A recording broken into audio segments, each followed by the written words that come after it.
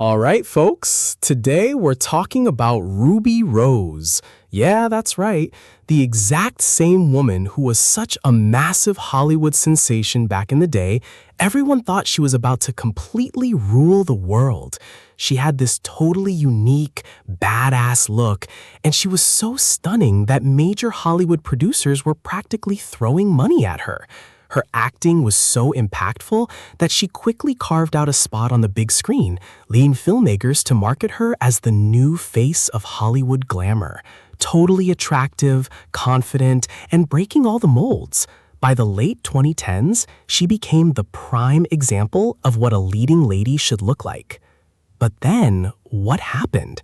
Man, a U-turn so massive and brutal hit her that it completely destroyed her career. A string of major box office flops, severe injuries, baseless accusations thrown at others, nasty on-set fights with co-stars and crew members, and finally, she got slapped with the ultimate label, difficult to work with. And hey, if you have even a shred of doubt about how that label can ruin an actress's career, just go ask around where Katherine Heigl disappeared to and what she's doing these days. So, let's break it down step by step and tell you the whole story of Ruby Rose's spectacular fall from grace. Ruby Rose Langenheim was born in 1986 in Melbourne, Australia. She was one of two children raised by her mother, Katja Langenheim. Her father walked out on them when she was just a kid, forcing her mother to raise both children all by herself. Because of this constant struggle, the family had to move from place to place, which meant Ruby could never truly settle down anywhere, and she never really made any close childhood friends. According to Ruby, she was severely abused by a male relative during her childhood, which left her battling mental and emotional trauma for a very long time. Since she was a kid, she felt like she was meant to be a boy, so she completely changed her look to match that. When she was just 12 years old, she publicly came out as gay, and because of her unique style, she was brutally bullied at school for years. Now, she channeled all those hardships and inner rage into the right direction when she stepped into the world of fashion. In the early 2000s, she became a model, and before you knew it, her face was plastered across major international magazines. But a young Ruby had much bigger dreams. In 2007, she auditioned alongside thousands of hopefuls to become a host on MTV Australia. To get the gig, she pulled off some wild, crazy stunts, like kissing random strangers on the street and drinking 100 shots of beer in just 100 minutes. And against all odds, she landed the job. Honestly, man, looking at her, you'd think she'd pass out after just 2 shots, but hey, she won. She stuck with the channel for the next 4 years. By the early 2010s, she had become a massive name on Australian TV, landing gigs on television shows and small independent films. The real turning point for Ruby Rose came with Netflix's hit prison drama, Orange is the New Black. Covered in tattoos, with a totally rebellious and unconventional look, she possessed this incredible screen presence that instantly grabbed the entire world's attention. After that, Hollywood didn't waste a single second. They started casting her left and right in major action movies, like Resident Evil: The Final Chapter, XXX, and The Meg. Now, let's be completely honest here. She was primarily a model with a very limited acting range, and when it came to action sequences, her physical agility was about as energetic as a regular guy feeling sluggish after a massive breakfast. But yeah, she looked incredibly cool and stylish on screen, and for Hollywood at the time, that was more than enough. It felt like they were grooming her to be the next Mila Jovovich, a young, edgy actress who could spearhead multi-million-dollar mid-tier action franchises. The entire Hollywood media was absolutely head over heels for her. While other leading ladies felt cookie-cutter and boring, Ruby Rose stood out as punk, unique, and anti-establishment. The funny thing was, she looked like a rebel, but in interviews, she always said exactly what was politically correct and safe for the system. In short, she was a safe rebel. Her star was skyrocketing, but behind the scenes, a completely different story was unfolding. The drama kicked off with the movie John Wick Chapter 2, where she played a mute assassin and the main villain's personal bodyguard. Now, what I'm about to tell you next isn't common knowledge.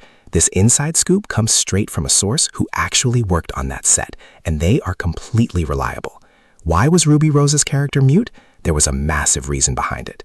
Apparently, she was causing so much drama on set, constantly arguing with the filmmakers about the script and her character, that the directors finally snapped and decided just wipe out all her dialogue and make her completely mute. No lines, no nonsense. Honestly, perfect logic. Anyway, Hollywood kept this backstage drama hidden from the public, and Ruby's hype just kept on building. But the real disaster struck in 2019, when it was announced that Ruby Rose was landing the lead role in the CW's new superhero show, Batwoman. This show was part of their Arrowverse, which, compared to the Marvel Cinematic Universe, was a pretty low-budget and somewhat cheesy TV universe. Looking back at it now, about half a decade later, it's hard to believe that supposedly smart executives greenlit this thing. The premise was that Ruby Rose played Kate Kane, Bruce Wayne's cousin, who takes up the mantle of Batwoman to protect Gotham City after Batman suddenly vanishes. This show was absolute trash, completely fueled by the forced feminism of the late 2010s. It was stuffed to the brim with identity politics, the writing and direction were downright laughable, and the acting felt like a mix of depressed veterans and clueless rookies forced to stand in front of a camera. And right at the center of this entire mess was Ruby Rose. Everyone was completely fed up with her.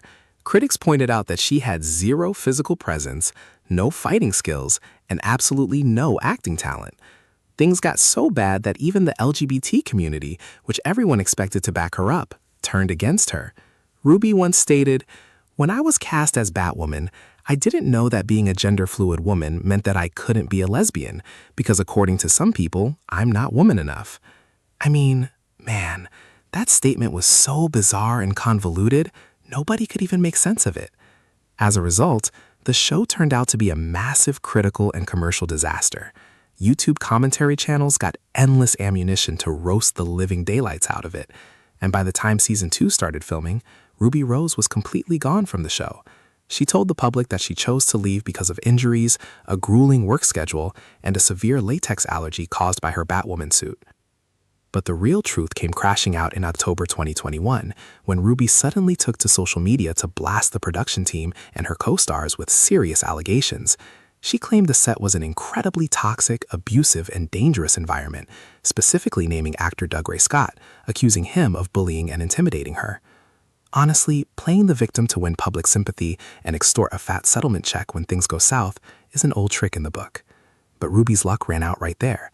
By that time, the Me Too movement had cooled down, and her little tactic completely backfired. Warner Bros. Stepped directly into the ring and dropped an official statement.